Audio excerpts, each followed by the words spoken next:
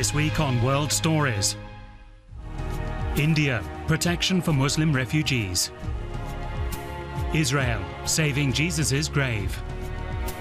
And we begin in South Africa, where 40 years after the bloody uprising against apartheid in Soweto, life hasn't really changed all that much. Luxury sports cars cruising the streets, trendy night spots opening up. Soweto today is a far cry from its beginnings as a workers' district under apartheid. Sifo Futsani was born here in 1976, the year of the Soweto uprising, during which hundreds of black students were killed by state security forces. We meet in an upmarket coffee shop to talk about the new Soweto.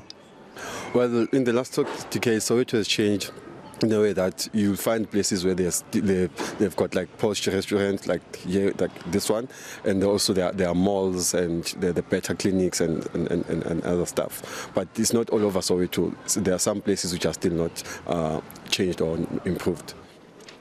Sifu takes me on a tour of Kliptown, the oldest part of Soweto. Little has changed here since the days of apartheid. Few houses have electricity, and the smell of sewage fills the air. It's a forgotten place. The government hasn't done much to serve these people. There's no sanitation, there's no electricity. It's just run down. It's been like this for almost 40 years now. Yes. Many residents feel neglected by the government, their frustration regularly erupting into violent protest. It's the middle of the South African winter, and this neighborhood often suffers power cuts. The people are frustrated. That's why they're burning the tires, because since yesterday we didn't have electricity. Our kids slept with cold. So now we want electricity. We want it now. They should change. The ANC said that we must vote. Vote for what? How can they come and campaign for election, then the next thing they give us poor service delivery?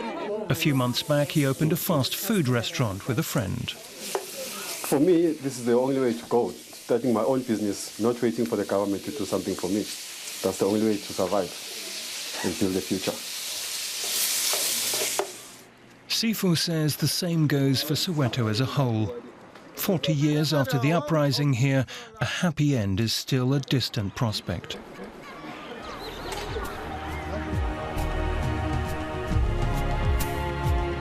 There are an estimated 12,000 Rohingya refugees in India. But even in exile, the persecuted Muslim minority from Myanmar faces a daily struggle to survive.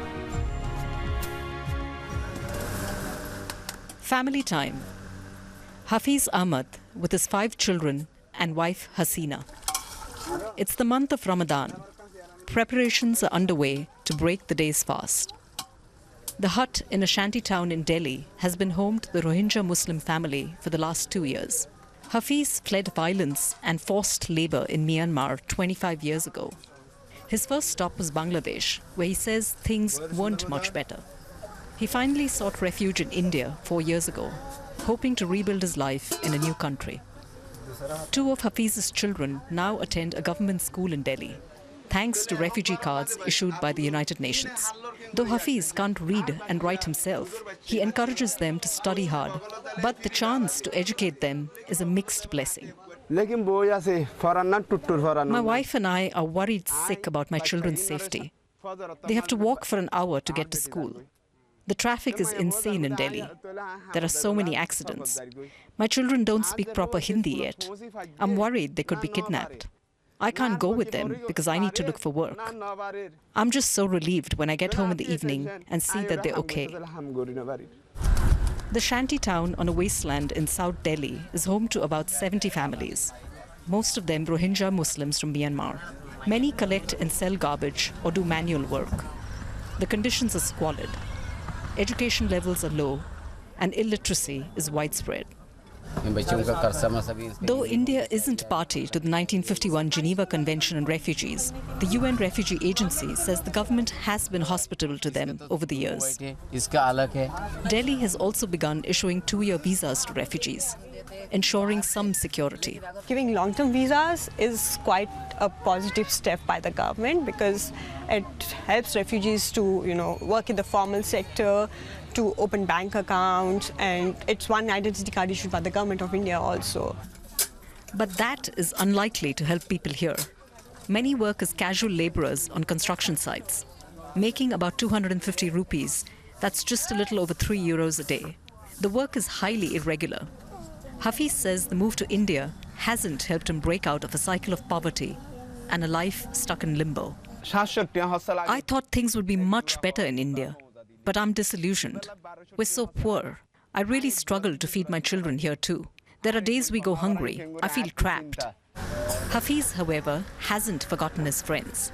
He's sheltering another Rohingya family in his home. This Ramadan, there's just one prayer here on everyone's lips: jobs and a better future for their children.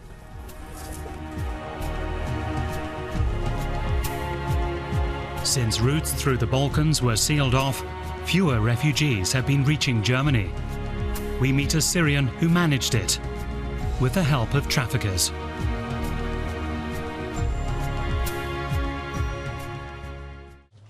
So Judy, I think I met you 3 months Judy ago. Hamo made it. We meet again after 3 months in a 2,000-kilometer journey. The city of Detmold is still new to him, but the 22-year-old managed what thousands of other migrants in northern Greece can only dream about. I'm so lucky because I'm coming here and finished this is traveling. Because in the Idomeni, everything hard. The day she's not go by fast. Every minute she's like 1 hour. It was a desperate situation for the stranded migrants at the Greek-Macedonian border. After the Balkan route closed, more than 10,000 people were stuck in squalid conditions. I first met Judy Hamo near Idomeni's train station. He showed me how bad his living conditions were and invited me to what he called home. Unlike the vast majority, he found an abandoned house to live in. As we arrived, his friends were preparing the shower. My friend, he won't be showered. This is water for the shower? Yeah. An old oil can served as the personal hygiene of 25 people. Have it. Those days are gone. Judy Hamo's new home is a reception center for refugees in the city of Detmold. Judy invites me in to see how he lives today. He's lucky to have a room on his own and happy to be able to think about his future. He wants to continue his studies in political sciences. How I can sleeping good, study, complete your life. That is more safe from Syria. I want to know how he made it to Germany. He tells me that he paid 2,700 euros to a smuggler. The man took him by foot to Macedonia, and then they headed further north together with 2 other migrants. Just night we are walking, and if sun is come, we are sleeping. Border to Serbia. We are sleeping here 3 days in the jungle. Your clothes all have water. You can't sleeping in the cold. You don't have any blanket, everything. No food, just water. 3 days? Yeah, and we are water from where? In the river. We Really? are, yeah. 1 month later, he arrived in Germany, but Judy still lives in uncertainty. It will take months for his asylum request to be processed, more waiting for a new life and for his future to begin.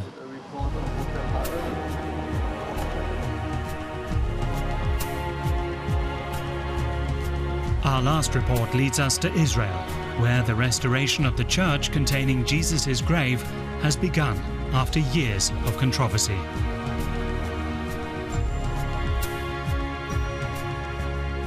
Every day, Jerusalem's old city receives hundreds of visitors on their pilgrimage to the Church of the Holy Sepulchre to see what is believed to be the grave of Jesus. For many Christians, it's a sacred space. But instead of stillness and reflection here, the sounds of construction. Specialists from Greece have come to reinforce the chapel, which is in danger of collapse. The British were the last to make an effort to stabilize it. We had corrosion of the internal iron bars which were connecting the stones. You might see here the last one we have investigated. And this is the reason that later on the English put this iron cage, you see. But it doesn't bear the stress anymore. We are at the end of its lifetime. It's taken decades for all the Christian communities involved to reach a consensus about this restoration work. Every repair, every alteration must be approved by consensus. That provision has been in place for centuries. People haven't dared to undertake work on the grave itself because it's such a delicate issue. Not just concerning the structure, but because of the very question of how the grave should be restored.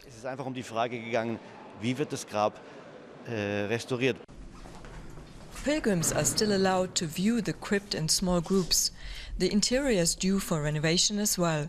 According to Christian belief, this is the place where Jesus was buried and resurrected. It's a sensitive area for a construction site, but visitors are full of understanding. It needs a lot of maintenance and maybe a bit of renovation, as long as they maintain the integrity of the whole thing, the original beauty of the design and everything. But nothing in this hallowed church proceeds very quickly. The reinforcement work is expected to take at least a year. However long the construction work takes, it's a rare demonstration of unity among all the Christian communities in Jerusalem.